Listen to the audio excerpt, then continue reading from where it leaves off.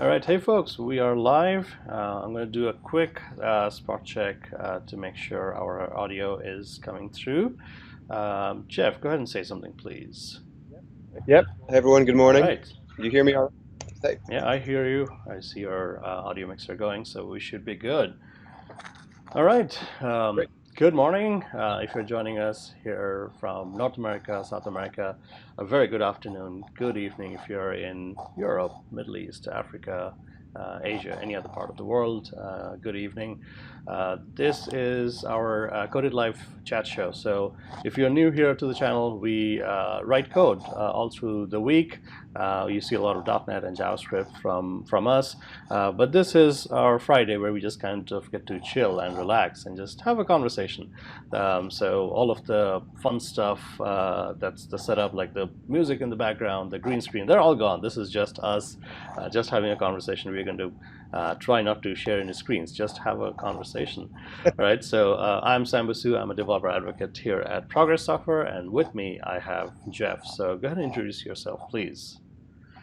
Sure, yeah. Hey, I'm Jeff Strauss. I guess for the day job, I'm a cloud solution architect at a company called Worldwide Technology, which is based here in St. Louis, Missouri, where I live. But then in addition to that, I do a lot of things around the developer community. I've been speaking at events for 10 plus years. I'm on the board for the Kansas City Developer Conference. I run a thing called Meta Conference. Then now we're getting ready to kick off a kind of a charity fundraiser / developer conference initiative called Dev Around the Sun. That'll be coming up in a couple weeks All here. right, so we got a lot to talk This morning about. about Yeah, that. and just for clarity, Jeff and I are good friends actually, so we can talk about stuff for hours. But for the sake of everybody's time, we're going to maybe try to keep it a little structured and maybe shoot for half an hour. And Jeff, your Zoom background looks beautiful.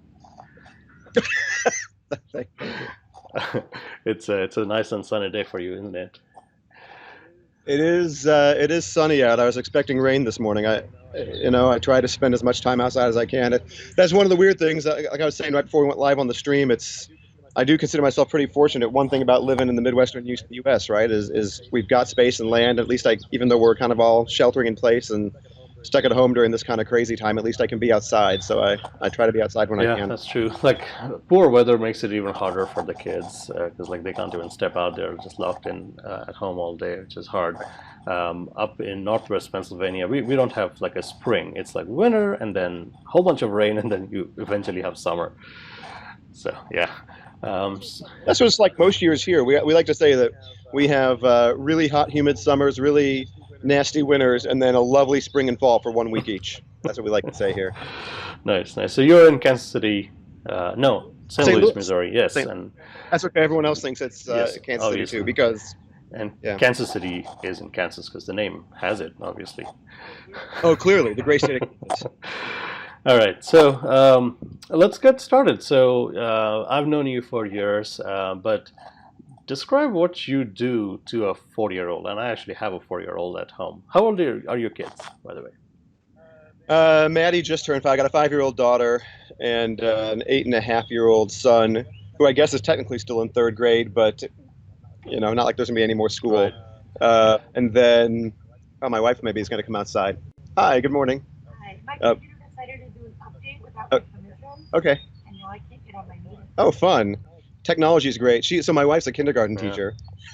So her laptop's apparently doing an update now, and she can't get it to stop, and she's supposed to be on meetings with her Oh students. boy. Anyway, so my daughter will be going into kindergarten next fall, and my son's in 3rd grade. So she's 5, and I don't know if I actually even know how to explain to her what I do. I just tell her I play with computers. I just type on my keyboard something throughout the day. I just kind of bang on the keys. So I mean, I do really in a short version. I work with senior level people at mid to large companies to help them figure out how to move their stuff to the cloud in a reasonable, strategic way. I don't know if a 4-year-old understands that. Yeah, what's the cloud? I think my 8-year-old does. Yeah, Maybe. 8-year-old probably gets a little bit of it. Right. What's the cloud? And that's it. These days, like, I mean, my kids are running on Zoom There meetings. you go.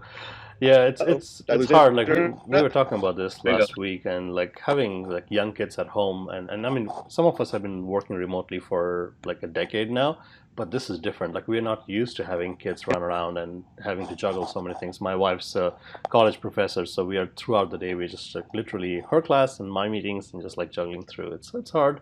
It's hard for everybody, but we can all try to be positive and kind of power through this. Yeah, I feel that. Are you finding, well, a lot of your team maybe is remote. Like a lot of my team is, but some people aren't at WWT, and it's funny because, right, people are getting used to that idea because they think, well, you're remote all the time anyway. It's like, well, not like Yeah, not like this. this. And the number of meetings, because like we're all trying to kind of overcompensate sometimes, so the number of meetings has skyrocketed. So we have to kind of block out our times. Okay, so let's talk about your job a little bit, and then we'll talk more about the developer community, which obviously you are a big part of. How did you get started with your career? What got you into what you do now? Oh, Sam. Man, it's such a long story. Let's try to do the quick version. I don't even know if we've ever talked about this. I think we probably have over the years. So when I was little, I was always into computers. You know, I'm not. I like to think I'm not super old, but I grew up in the '80s, right? And personal computers, home computers, a computer in every office, the kind of thing was still pretty new then. Um, but my dad was sort of, I don't know, kind of not on the forefront of it. He's a financial guy, but he did a lot of entrepreneurial stuff, and so he had a little small retail operation selling business type PCs, running DOS to other working professionals, and I got into computers that way. And so I always, I thought like a lot of young kids, I thought I was going to grow up and build computer games and all that, and which I didn't. And but that's where the passion came from. And then uh, I guess people who have seen my talks or things know that I do a lot of stuff around open source and intellectual property stuff because I'm also a lawyer. So I ended up spending several years away from technology, practicing law full time, and realized I didn't love it. Like just realized it was fine, but I didn't want to do that with the rest of my life. And I knew that I had the same passion since I was a young kid.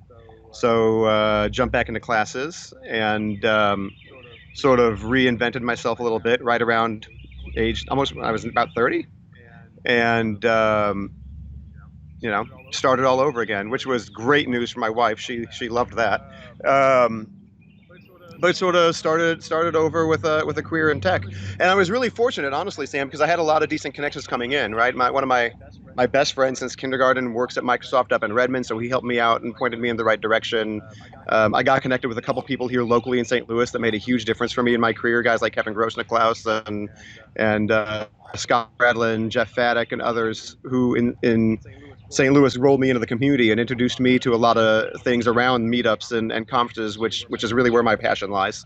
But that also gave me a lot of opportunities to meet people like you, so that I was able to learn at maybe an accelerated pace for someone coming into the to a career partway through life. Yeah, that's quite a And story. yeah, yeah, I've just kind of wandered around, meandered, Yeah. found myself where I am. Yeah, it's a unique perspective that you bring, being a lawyer, and I've heard other people from like a psychology background or maybe even like a medicine background coming into tech, and you bring a perspective that just a plain CS degree might not give you, and this is I think one of the best parts of our industry. Like as long as your head is screwed on right, you can think straight, you can learn and you can be successful. Yeah, yeah. I mean, it's the our industry. Look, it changes so fast and so often, right? Which we don't need to tell any developer that. We all know it's kind of the joy and the pain of our careers, right? Is there's always new stuff. So on the other hand, I mean, on the one hand, you hear, especially during this crisis. Remember, there was a lot of talk a few weeks back about how we needed more COBOL programmers to go and manage some whole services around healthcare and benefits and stuff. I think it was maybe some government programs and things. But on the other hand, there is new stuff all the time, and so you don't have to be someone who's got 20 years of experience in something to secure a good job and do something meaningful, because in most of the stuff we do every day nobody has 20 years of Yep. experience, right? So you're right. I think anyone who's got the right drive and the right desire to learn can do well doing what it is we Yeah. do. Well, I mean, I believe that. Okay, so I obviously know you from our developer community, which I mean I absolutely love. It's our it's our family. It's our extended family of so many friends we know across the world that we get to hang out with. So you're obviously a part of this, and there's this little thing called KCDC that you do. So tell us about it. There's the branding. KCDC is the reason that everyone thinks I'm from Kansas City. Yeah. So when I mentioned people like Kevin and Scott and Thaddeus before, those guys were they're actually on the board or an event what's now called DevUp, what used to be called St. Louis Days. So when I first got into this career, I got involved with them, which is similarly a developer conference community run here in St. Louis. And then several years back, maybe 4 or 5 years ago now, I've known John Mills, Lee Brandt, Boone. Those three guys are the other guys. I mean, you know them, Sam. They're the other guys who are on the KCDC board, and they approached me and asked if I would get involved and help them out with KCDC. It's been around for I want to say 12 years, and it's grown a lot over the last 5. It's grown tremendously. Yeah, it's basically it's a polyglot interdisciplinary conference for developers, but not really. Even though it's the developer conference, KCDC, it's really for technologists around any part of software development. The big thing about KCDC, and I think a big part of what drives its success and its popularity, although certainly not the only thing, but I think a big piece of it is we have content for QAs, we have content for BAs, and we have content for UI UX people, and we have stuff that's cloud and DevOps and front end and back end and data science, and we try to have content for everyone, and the reason for that, from my perspective, and I think in some fashion all the other guys on the board as well feel similarly, is we want an organization to send their whole team. We want them to send everyone and let everyone kind of learn together, because like you said, you keep saying the word community, and that's really what it's about. It's not just about professional development and growth. It's about bringing everyone together and respecting and learning more about what we all do so that we can all grow and build something better together. And that's kind of what KCDC is all about. Yeah. No, and, I posted a link to KCDC, and for what it's worth, I'll go on the record to say it's one of my favorite conferences to attend. It is incredibly well put together, and I think last time, 2019, you had like close to 2,000 people, or if not more. We had, a little over, somewhere between 2,100, 2,200 people. That's incredible, the number of lives you're touching. And you're right, like software, like we keep talking about developers, but it's a team play. Look, we are all parts of a clog, and I mean, there's QA, there's marketing, there's sales. All of it needs to work together to make things happen the way we want. Yeah, I will say real quick, just because, and thank you for posting the link in the stream. The site, just so everyone knows, if anyone does click on it, we need to get it updated. Like way too many conferences right now, there isn't a KCDC 2020. We need to get the messaging around that up on the site, which is on a current short to-do list. We do have dates for 2021, which will be April 21st to 23rd. That's cool. Of next year. It's moved around over the years. Sometimes in the spring, sometimes it's in late summer. Part of that is just we're at a huge venue, but we're not that huge of an event compared to their typical event. So we get the dates they have for us. Right. But the 2021 event is scheduled and booked. The 2020 is off because it was just too risky. And even if technically we're allowed to do it, it's just not the right choice for people for health concerns and everything else. Exactly. Coming into this summer. Yeah, this has been hard for everybody, every conference organizer around the world. This has been hard because, like, even if you're at the edge of it, like folks, I feel for the folks, and I'm actually part of it. We put together a conference called DevReach, which is in October. And there are conferences happening in October, September, November. Some of them are still on. And it's just a hard thing to do because you have your commitments and your financial commitments, but then do people have the appetite and do they feel safe to get out and mingle? Because like social distancing is hard because like the whole point of this is getting together. Yeah. So, yeah. So you are obviously a part of KCDC, a big part of the dev community, but you're also unique. You're not just an organizer, you're the organizer of organizers, right? So tell us about... I'm one of a handful of people who do that. But yeah, I mean... So tell us about Meta Conference. Yeah. Okay, so that's actually a pretty good lead-in because talking about all the challenges right now with events being closed and having to go virtual, all that's made Meta Conference grow in importance quite a bit this year. So that's a whole different thing. So Meta Conference is... sort of like it's not really even a conference. It's more like a think tank for organizers. So several years ago, a lot of people, and it's not just, so John Mills and I and Sarah Dukevich helps us out too, moderating Slack for developer organizers. If you do see this video and you organize, it doesn't have to be a big conference. Conferences, meetups, any sort of event for the industry, the community, we want to hear from you. Like DM me, get in touch with Sam, and we want you in our Slack community. We've been talking, not only us, but people like Lee Brandt, like Chad Green and Phil Japixi, for years about having a place where people who do what we do can all get together and talk in a safe setting about all the challenges going to running events. Not only how do you get people and sponsors, how do you handle finances? What happens if finances get tight? How do you handle promotion? How do you handle growth? Because going from being a 200-person code camp to a 500-person commercial event in a big venue to a 2,000-person event, those are difficult growth points. And so talking groups through that. And so that Slack's been pretty successful. And then all of a sudden, with all the COVID-19 stuff, we started about 3 years ago doing this meta conference event that came out of the Slack. And what it was is it was held at the MVP Summit, the Microsoft MVP Summit. So KCDC would buy a suite at the Hyatt, like one of the hotels that Microsoft used, and we would host all of these organizers who were there to come and get together, and we'd bring in some food and some drink, and everyone would visit and talk through sort of a moderated conversation about stuff. And so this year, we weren't able to do that, right? Because the MVP Summit was virtual as well, and so we couldn't all get together. And something pretty interesting happened, right? Which is we still held a meta conference. We did it virtually. And while it was kind of a bummer to not be together with everyone, we also finally were able to include a lot of the other people from our organizer community who aren't in the Microsoft ecosystem. Or they're in the Microsoft ecosystem, but not everyone's an MVP or an insider. And so not everyone gets to be at the summit. And so it was really nice. We grew quite a bit despite being virtual. And we had, I don't know, about 75, 80 people, something like that, joined this Zoom call for 2+ hours. We got for Spencer Schneinbach, who's also from here in St. Louis, he helps out by sort of moderating. He's a really good guy to moderate and drive the conversation and keep people on point, because like I can't do that. I just talk and I don't stop. And we had a really nice conversation that led to a lot of discussion of what do things look like in the current world, right? Like, what do we do with all these events that have to shut down, these events that are going virtual?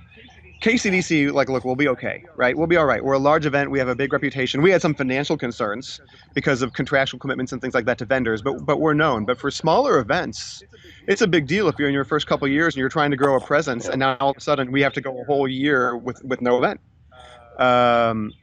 And so we had a lot of conversations, been a lot of anxiety around that. We heard a lot of anxiety from people talking about the individual developers in their respective communities who, I mean, look, you're right, social distancing is hard. Even though everyone likes to joke that developers are introverts, and many of us are, we're still all social beings, right? We still want to see each other. We still want to interact with each other and learn from each other. And there's a lot of fear, not just that, it's not so much I have to be at home now, but what does this look like when it's over, if it's over? And where do we go?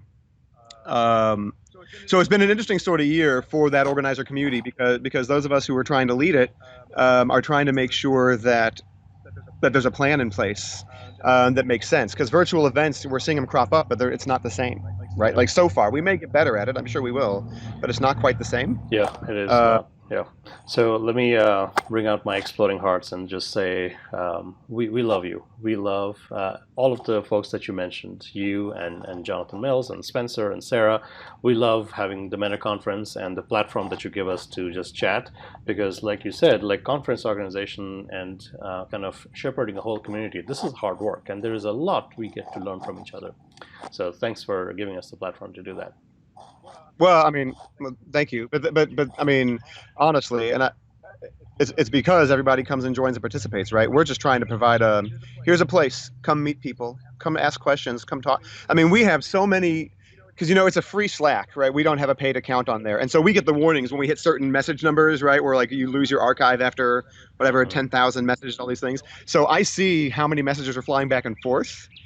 so many of them are in private DMs. I mean, there's so much happening, just people connecting, and so it's. I mean, we're just glad that people engage and that people are excited about it and the way it's growing. Yeah. So thank you. All right, so back to you. In terms of your work or what you do for the community, what do you think are some of your biggest challenges and what motivates you? What motivates me is interesting, because I think it's a moving target, depending on the day or the month or gosh, in 2020, just the whole year. I mean, the big thing for me, from a motivation standpoint, is that I know I'm a big believer in sort of like the sort of the, I don't know if it's a butterfly effect, but just sort of the, you touch a few people and then you see where that goes. You see the difference that can be made. And like you said, when there's 2,000 plus people coming to KCDC every year, not just speakers, but also the attendees, the sponsors and organizations that get to come and partner with our events, the motivation for me is knowing that like I can do some work and help a handful of people. And I know that at least some of those people are going to get excited and motivated too and go out and do amazing things. Mm-hmm. I put a lot of effort not only into running my event, but like per the dev organizer Slack, I want to see other organizers get out and make their events awesome. I want to see new people who show promise and say, hey, I'm interested in giving this a try. Can I speak? I want to see those people give it a shot and see the promise they have and then watch them go out a year later and they're doing, or 2-3 years later and doing incredible stuff all over the world. I mean, that's my motivation, right? Is seeing the way that when you help a few people, you actually help, hundreds or thousands or more. And there's almost nothing I replicate that. Yeah. I mean, I can write code. I can help a company do better things. We do pretty awesome stuff. I mean, I really do believe that the things we do for organizations, public and private organizations at WWT is awesome. Like it's great, but the reach that people like me, people like you have because of community things and what we can really do for people is a hugely motivating thing. I mean, challenges are all over the place on that side. I mean, right now, obviously, the big challenge is what does community even look like, and how do we handle virtual stuff? But another thing is I alluded to this before, is it can be very hard, especially when there are different kinds of events, right? So KCDC is a community-run event. We're a nonprofit, like many community events. It's not our day job, but we care about it a lot. And one of the hard things when you have an event that is community-driven is making sure you always remember your why, and then making sure that you keep yourself in check. So for me, one of the hardest things, because I have all these visions of like, I want to grow this thing and do this and have this and bring all these people, and you got to constantly be reminding yourself, like, what is it you're doing and why are you doing it? And, every new thing you add is a risk and is a challenge. And is it driving towards the real why behind why you are running your particular community or event? For me, that's very difficult. Thankfully, I have John and Lee and Boone to keep me in check, because sometimes I go crazy on stuff and then they have to remind me that, like, I can calm down and it's okay. And like, not everything has to be like super crazy, amazing all the time. And I think that's actually my biggest challenge, is tempering that, and remembering sort of, keeping a mission and making sure, and the mission can change, but always knowing what it is. Yeah, that's very well said. Like on the motivation front, like there is nothing quite as motivating when you're trying to motivate other people and you're enabling success. We're all in this together. So, well said, well said. Yeah. All right, so let's talk about you a little bit more. What do you do outside of work? Obviously, you have kids. What do you have fun with? Right now, what I do outside of work is sit at home. So I'm a pretty big hobbyist around astronomy stuff. Nice. When parks and everything weren't closed and when social distancing wasn't a thing, I did quite a bit with space and star stuff. I've got a couple of massive telescopes that I keep in a closet in the kitchen that I think is supposed to be the coat closet, but is really just the telescope closet. And I haven't gotten to do as much lately, obviously, but that's kind of always been a big fascination of mine since I was a little kid. And so now I'm involved with a couple of organizations here regionally around Eastern Missouri, where we go out and not only look at stuff ourselves, but train other people, or educate others, I should say. So we'll do stuff with youth organizations, through local libraries, even adult groups, and go out and have you know, star party as we call them, or things like that, where we just go out and teach people the sky and teach people what's out there and kind of talk about what we can learn. So that's kind of a big hobby of Are mine. your kids interested? They are, you know, whether they're interested just because kids are interested in whatever their parents say is cool, or if they're actually into it, it's always hard to say. I mean, my son comes and goes because his interest, you know, as he's, you know, a late elementary school kid, but he was really into it for a while. When we were going out, he actually would come to a couple events and help use the telescopes and show people what to do. My daughter in the last few months has started asking a lot of questions and getting interested, which gets me excited because it'll re-encourage me to get out. You know, she keeps just wanting to go sit. We can't go places, but she just wants to sit in the driveway and look up. So that's making it fun. I mean, they really like it. So yeah, no, it's really nice, and it's a good family thing. It gives me an opportunity, you know, to do things with my kids. It's a tough hobby to do with kids because it's got to be late at night and kids need to sleep. So we don't do it too often, but every once in a while we'll drive way out somewhere to a really dark place and go look. It's a lot of fun. It's good to have hobbies that keeps you passionate, keeps you fresh. I agree. Yeah. All right, what's your most treasured tech gadget at the moment? I don't know. I don't know. Your laptop just keeps you afloat. Yeah, I mean, so here, well, it's a funny thing. I keep seeing all this stuff from people with their crazy setups now because everyone's at home with all of their things and their gadgets and their microphones and their cameras and their 7 monitors, and they're all like, "I'm ready to work from home now." Dude, like, I'm sitting outside with a laptop and it's fine. Maybe it's because I'm a horrible technologist. Maybe it's because I took those years away and I was a lawyer for a while first. But like, I enjoy all those things. I've got a nice gaming PC downstairs that if I ever had time to actually use, I would enjoy using. But like, I don't buy up all that stuff. I mean, it's funny. Even my mother-in-law is buying all this stuff, and she's not a technology person. But now she's like, well, since we have to be at home, she's buying all these things. Like, you don't need all that. Hey, well, whatever works for you. Right. I like to be portable. Yeah. Like, the more I can move around, I want to be able to come outside, and then if it starts raining, to go inside and not have to worry about stuff. There you go. What's your favorite food? Are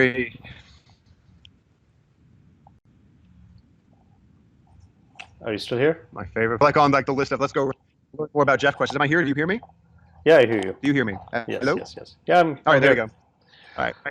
So my internet's been a little spotty. I know you and me enjoy drinks, but what's your favorite food? Favorite food? My wife's chocolate chip cookies. Nice. And are you cooking? Am I breaking up again? No, you're good. Yeah, I can hear you. And are you cooking more now that we're all at home?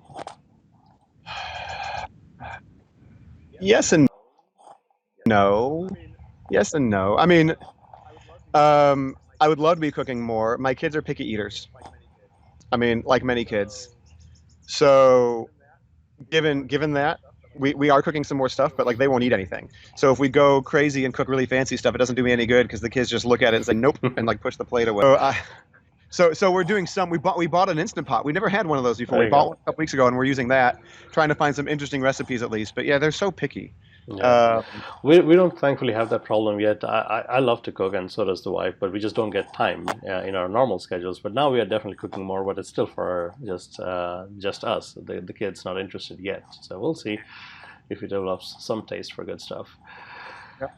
All right, if you had $1 million today, what would you do?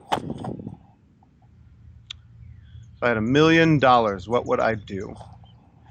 You want a crazy, outrageous answer, or you want like the real, true answer? Go for it. Because the true answer, honestly, is I would take a good chunk of it and drop it in an account to know that my kid's education is paid for. That's the real answer. Yeah. I mean, thankfully, we don't have a whole heck of a lot of debt.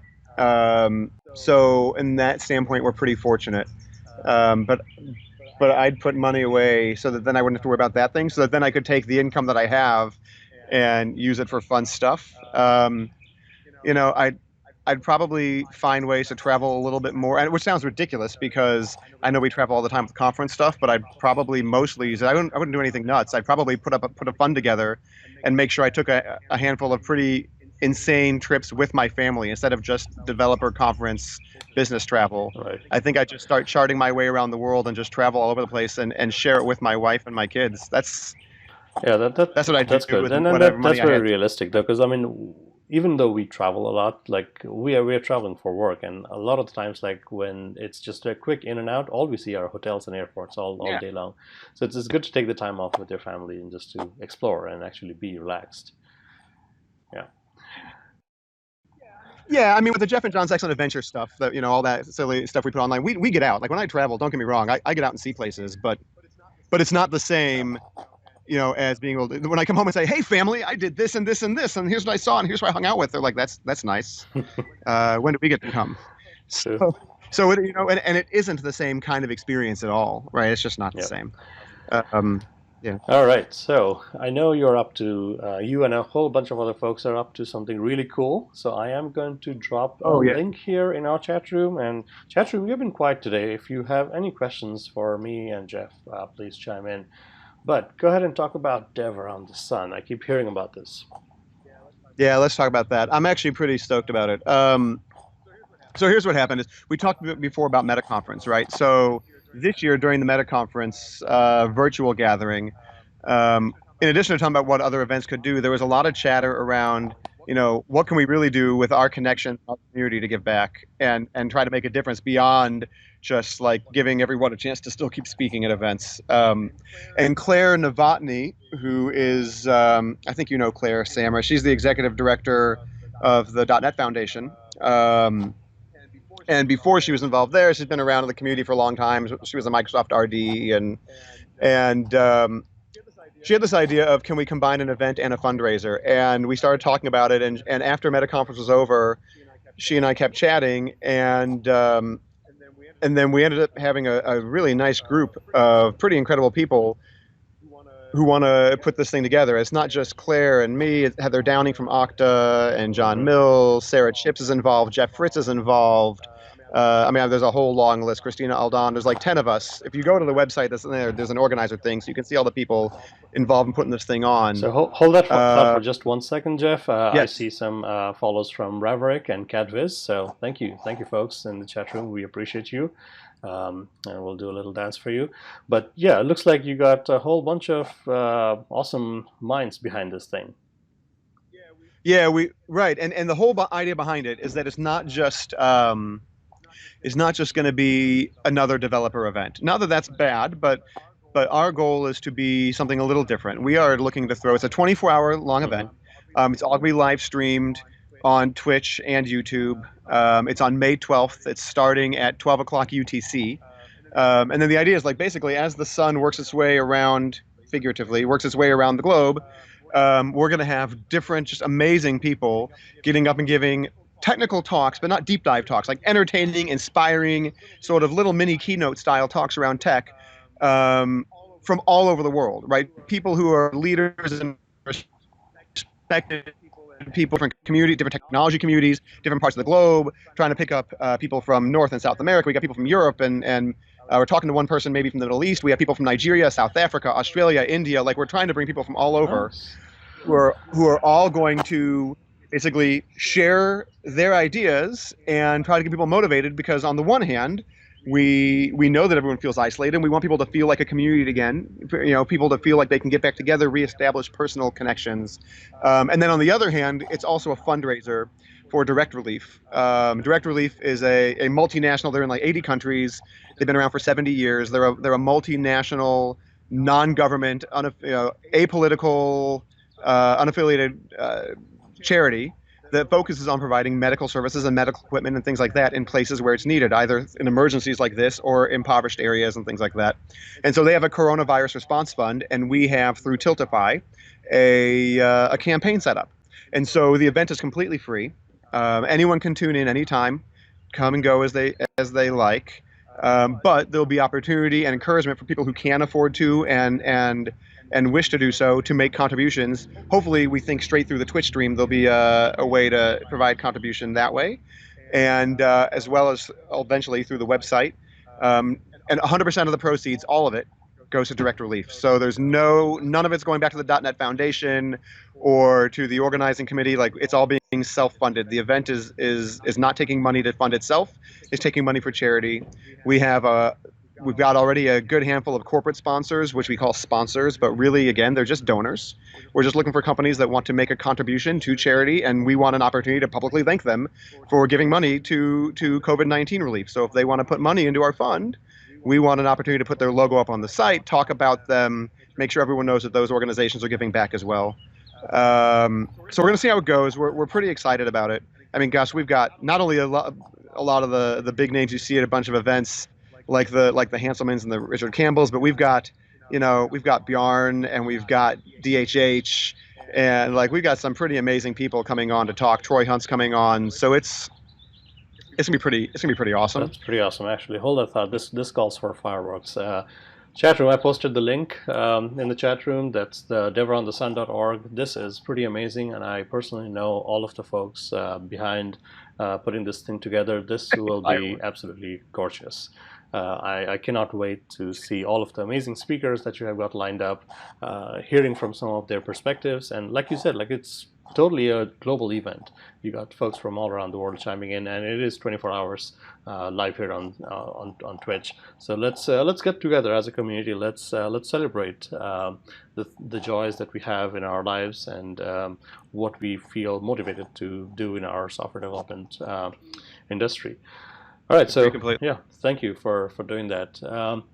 So Jeff, if I'm just starting out new in the industry, what can you leave me with? Any inspirations that you want to leave me with? Gosh, I don't know if I'm inspirational. Am I inspirational? That's why I bring other speakers in to be inspirational. Here's what I would say honestly, because I did it, right? I mean, I came in my very tail end of my 20s and got into this industry, and I think if more than anything else, what I would say is don't focus exclusively on the technology, but also focus on the people. I mean, obviously, I have a bit of a bias and a slant because I'm a community guy in the first place, as we've been talking about. But the reason I've been able to do the things that I've been able to do is not because of any amazing technical talent or writing code. Is because of the people that you can get to know. And if you put the effort in and take yourself outside of your comfort zone, it's okay. If you're introverted, you're shy, whatever, that's all right. But to go to some, when we're allowed to get out of our homes again, go to some meetups, get online and go to virtual events, and don't just listen to the content, but try to interact with those people. Never stop learning. And the best way you can do that is by forging relationships with other people, whether they're speakers or just other developers. I don't know. It's focus on people. If you focus on people, that's how you find new opportunities in your career. That's how you find new things that you should learn. And that's where I think most of the big differences will come in your professional life, is through relationships. Yeah. So to me, I guess that's my long-winded. No, that's excellent, and that's really so well put, because it's part of the reason why we even have this chat show, because we are all humans. This is the humane part of being in IT, being in software. Technologies and companies will come and go. What stays with you are the people that you work with. That's what keeps you motivated, and that's how you learn. That's how you grow as an individual. So well said. And yeah, we are all in this together. Like to say, this too shall pass. We are all here, and we will power through, and we shall see a brighter day. I sure hope so. Yeah. All right, so folks in the chat room, folks watching this later on, if you are involved in the dev community, if you are putting on any type of a conference, or you're just starting out in a meetup, you got our social handles down there. That's Jeffrey Strauss and myself. Reach out to us, right? So it doesn't hurt. Like Jeff said, there's a wonderful dev organizers Slack channel that we would love to get you a part of, and let's all build a better community together. Please do. My DMs are open, so anyone who ever wants to reach out to me, even if you want to do it privately, they're open. So, absolutely. All right, Jeff. Thank you so very much for taking the time out on your beautiful morning to come and join us for a quick chat. I know you got kids. I know you got a wife with computer issues, and I got to get lunch out for my kid sometime soon. So I appreciate you a lot, and like I said, we appreciate you all that you do for the community. It's really, really wonderful. Oh, thanks, and thanks for having me on, Sam. It's good to see you. It's nice to have just a one-on-one conversation. We aren't having enough of those these days, you know? Absolutely. So stay safe, stay healthy, and appreciate all you do as well. Exactly. Hey, the tiger in the chat room. Thanks, Mr. Goodpart. But yeah, it's recorded. We'll put it up. Thanks for joining us. And like Jeff said, yeah, stay safe and stay productive. And we shall see you on an upcoming stream. Our calendar of events on when we stream, that's right down at the bottom of the video. So we are streaming probably 5 days a week now. So come and join us whenever your time permits, and we appreciate you. Okay. So with that, we're going to say bye-bye for now, and we shall see you next time. All right. Bye. Thanks, everyone. See you later. See you. Bye.